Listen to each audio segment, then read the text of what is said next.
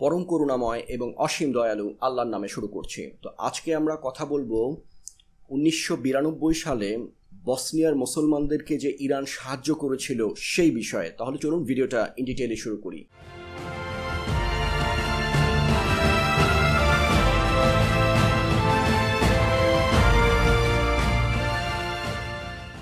March মাসের 3 তারিখ 1992 সালে বসনিয়া এবং হার্জেগোভিনা তাদের ইন্ডিপেন্ডেন্স ডিক্লেয়ার করলে সার্বিয়ার প্রেসিডেন্ট স্লোবোদান মিলোসেভিচ নামক এক নরপশু তাদের আর্মি তথা সার্বিয়ান আর্মি এবং সার্বিয়ান মিলিশিয়া বাহিনী বসনিয়া এবং হার্জেগোভিনায় বসবাসরত মুসলমানদের বিরুদ্ধে লেলিয়ে দিল এবং তারা বসনিয়া এবং হার্জেগোভিনায় বসবাসরত মুসলমানদের বিরুদ্ধে ইউরোপের দ্বিতীয় বৃহত্তম গণহত্যা সংঘটিত করল।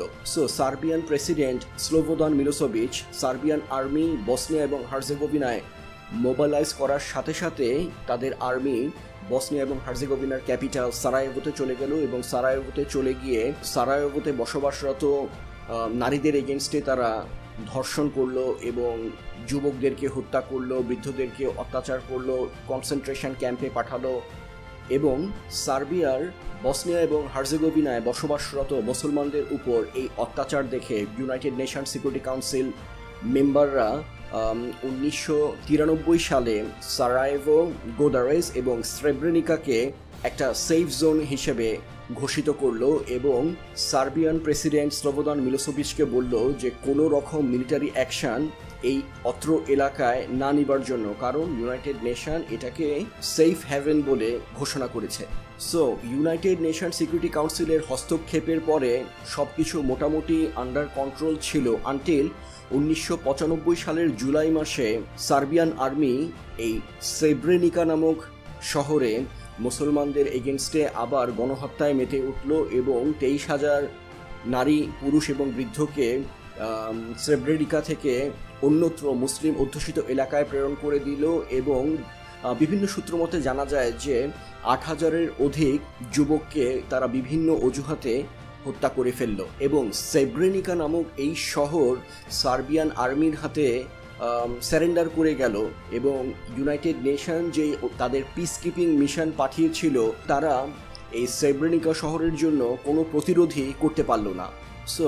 সার্বিয়ান লেড আর্মির মুসলমানদের প্রতি বসনিয়া এবং হার্জেগোভিনায় এই অত্যাচার দেখে প্লাস আমেরিকা যে নিষেধাজ্ঞা দিয়েছিল সার্বিয়াকে সেটা অমান্য করার কারণে, আমেরিকা কি নিষেধাজ্ঞা দিয়েছিল? আমেরিকা বলেছিল সার্বিয়ান সরকারকে যে মুসলমানদের বিরুদ্ধে এই অত্যাচার বন্ধ করবার জন্য। সার্বিয়া এটা অমান্য করে এই স্রেব্রেনিকা নামক শহরে মুসলমানদের এগেনস্টে গণহত্যা সংঘটিত করলো।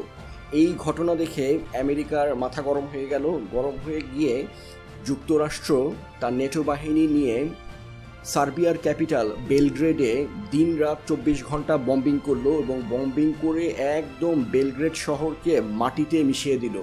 উপায়ন্তর না দেখে সার্বিয়ান সরকার আত্মসমর্পণ করলো এবং আত্মসমর্পণ করার পরবর্তীতে 1995 সালে যুক্তরাষ্ট্রের ওহাইও স্টেটের ডেইটন শহরে একটা পিস অ্যাকর্ড হলো, যেই পিসটা ডেইটন পিস অ্যাকর্ড নামেও পরিচিত এবং এভাবেই বসনিয়ায় সার্বিয়ানদের যুদ্ধের সমাপ্তি ঘটে গেল। এই তো বসনিয়া, হার্জেগোভিনা এবং সার্বিয়ার মাঝে সংঘটিত যুদ্ধ থেমে গেল। এখানে ইরান কিভাবে আসলো? ইরান আসলো এভাবে যে সার্বিয়া যখন প্রথম বসনিয়া এবং হার্জেগোভিনাতে আক্রমণ করা শুরু করে দিল, ঠিক তখনই ইরান 5,000 টন অস্ত্র বসনিয়া এবং হার্জেগোভিনাতে প্রেরণ করে। আপনারা এখন হয়তো ভাবতে পারেন যে ইরান বসনিয়া এবং হার্জেগোভিনা থেকে এত দূর, কিন্তু সে এই অস্ত্র কিভাবে পাঠালো, তাও আবার 5,000 টন? এই অস্ত্রটা পাঠানোর জন্য ইরানকে সাহায্য করে তুর্কি। এই অস্ত্রটা ইরান থেকে যায় তুর্কিকে সাহায্য করে ক্রোয়েশিয়া এবং ইরান থেকে তুর্কি থেকে ক্রোয়েশিয়া হয়ে এই অস্ত্রটা বসনিয়া এবং হার্জেগোভিনায় পৌঁছে যায়, যেখানে এই অস্ত্রটা বসনিয়া এবং হার্জেগোভিনার যারা মুসলিম মুজাহিদিন ছিল অথবা ফ্রিডম ফাইটার ছিল তাদের হাতে চলে যায় এবং তারা এই অস্ত্রের সাহায্যে সার্বিয়ান আর্মির বিরুদ্ধে একটা দুর্বার প্রতিরোধ গড়ে তোলে আর কি। সো ইরান যে শুধু আর্থিক সহায়তা করেছিল তৎকালীন সময়ে বসনিয়া হার্জেগোভিনাকে অথবা শুধু অস্ত্র দিয়ে, এমন কিন্তু নয়।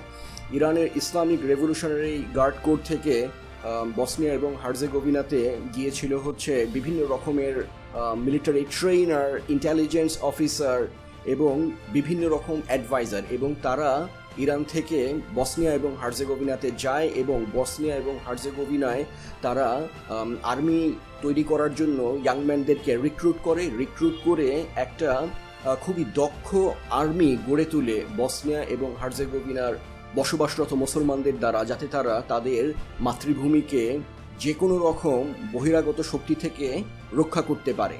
এবং বিভিন্ন সূত্র হতে জানা যায় যে ইরানের ইসলামিক রেভলিউশনারি গার্ড কোর ছাড়াও লেবানন থেকেও প্রচুর যোদ্ধা বসনিয়া এবং হার্জেগোভিনার মুসলমানদেরকে রক্ষা করবার জন্য বসনিয়া এবং হার্জেগোভিনাতে যায় এবং বসনিয়ানদের সাথে যুদ্ধ করে সার্বিয়ার বিরুদ্ধে। তৎকালীন সময় তথা 1992 সালের দিকে বসনিয়া এবং হার্জেগোভিনার ক্যাপিটাল সারায়েভোতে অবস্থানরত একজন সিআইএ এজেন্ট, ওনার নাম হচ্ছে রবার্ট বেয়ার, উনি বলেন যে বসনিয়া এবং হার্জেগোভিনাতে ইরান এতটাই প্রিয় যে তাদেরকে যদি একটা জরিপ করে জিজ্ঞেস করা হয় যে তোমরা কি আমেরিকার সাথে আছো নাকি ইরানের সাথে, সো জনগণ অকপটে বলবে যে তারা ইরানের সাথে রয়েছে।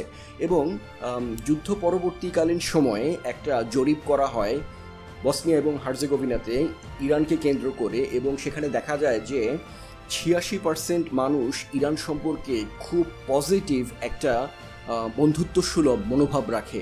92 সালে বসনিয়া এবং হার্জেগোভিনায় যে জেনোসাইড করলো সার্বিয়ান আর্মি, এই জেনোসাইডের 4 জন খলনায়ক ছিল।